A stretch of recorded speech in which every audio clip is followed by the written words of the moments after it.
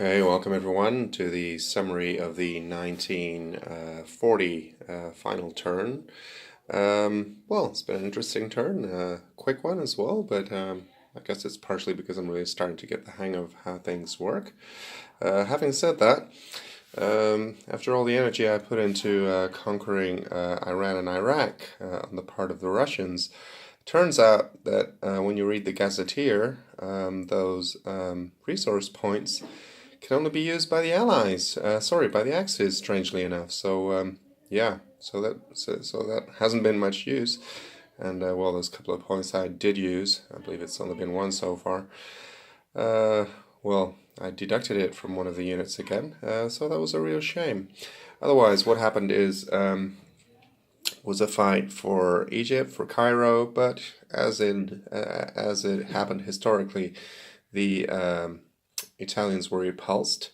I actually had a nice card, Italian infantry +1 battle, and I was planning on using it for the Battle of Cairo or El Alamein, if you want, if you will. But I ended up using it for Malta because of the Qattara depression. The border limit was 1 and not 2, as I initially falsely assumed.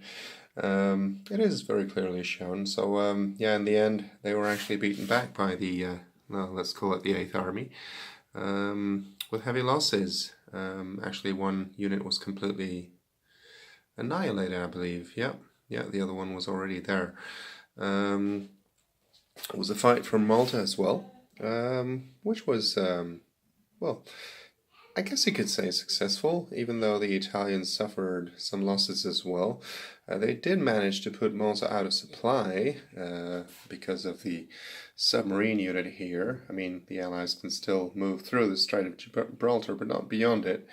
And, well, that's why, I mean, the Malta Fortress unit is immune to supply attrition, but to add pips to it again, to add steps to it again, you do need to be in supply, which it isn't now. So, so I guess that's yeah, a blessing in disguise for the Axis. So what the Allies did this turn was to attack Iran again. In hindsight, with little use, and they also attacked the Germans here in the English Channel because they actually put 3 naval units and a fighter in there.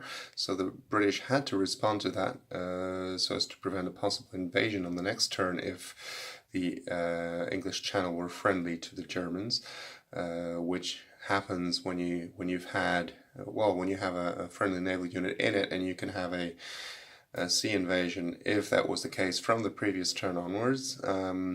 So they had to react to that, which was their 2 CM. So otherwise what they would have done is try and dislodge the Italian unit from here by also moving the unit from Suez through the Suez Canal into the Mediterranean and attack them there, but, well, that didn't happen. Well, what else happened? The Axis actually focused on upgrading the units close to England so as to keep the pressure on. 2 U-boats retreated into Brest. Yeah, sounds funny, but they actually retreated from the battle in the English Channel back to Brest, which now means they can threaten the British convoy here. So probably what they will have to do, that is the British, is to move up some support in there, some naval support to protect the convoy. Well, those have been the main developments. The Russians, well, they've upgraded their units, otherwise they haven't moved much. And the Germans are building up somewhat here too, but as I said, I'm trying to focus on